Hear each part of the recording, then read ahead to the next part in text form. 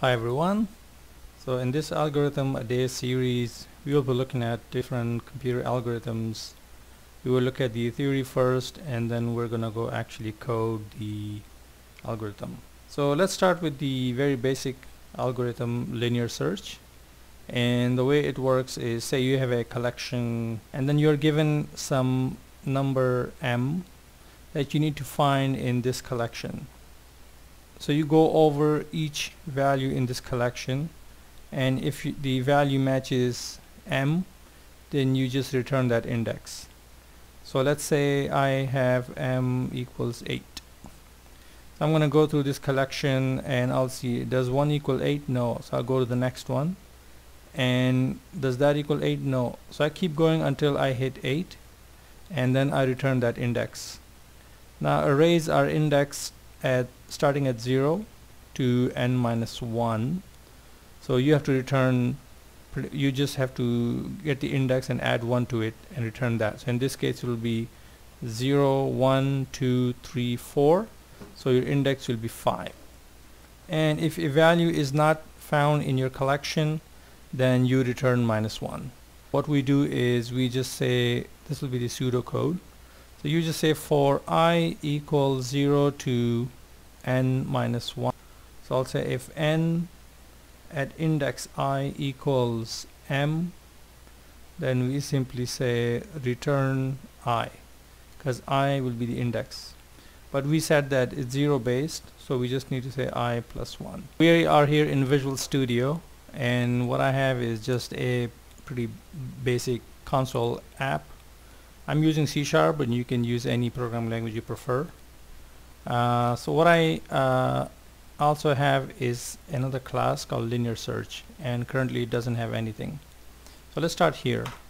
What we will have in this class is a method that people from outside can call, and they're going to pass in a collection and maybe a number they want to find, and this will return the index how we said. So let's say I'm going to make this static because we don't need to instantiate it. So I'll say public static int, and I'll just say run. So run will just run it, and we're going to get a collection, and we're going to get the number m that we just said. So m is what we need to find. So I'll just add some comments, right? So let's define our index first. So we will say index, and we will initialize it to -1, and let's return index for now. Okay, so we need to go over this collection. So we will say for I equals 0, I is less than collection dot length I plus plus, and then we simply say if collection at index equals our number, then you have two ways of doing this. Either you could do something like index equals I and just break out, or you could just do it this way too, where you will just say return I, I plus 1. So I mean, it's up to you how you want to do it, but we're just gonna go with this one. Alright, so with that done, we're gonna go over here and we're gonna call this function. So we will say linear search dot run, not reference, dot run. We're gonna have to pass our collection, and we will also have to pass the index. So we will just say a new integer array, and we are gonna set it to 1 4 5 6 2 1, and let's say we want to find 1. Right, so since this will be returning the index, so I'm just gonna say int index equals that, and we're just gonna console it, console.writeLine index. Right, so let's just go over this. So it's gonna go through and it's gonna try to find the index. So since it's at the first index, it should return 1, and let's run it. it returns 0. I did this on purpose, see if you caught it. We need to add 1 to it, because remember arrays are 0 based, so that's what we need to do. So if I run it, I get a 1. Now I'm gonna come over here and I'll say 10.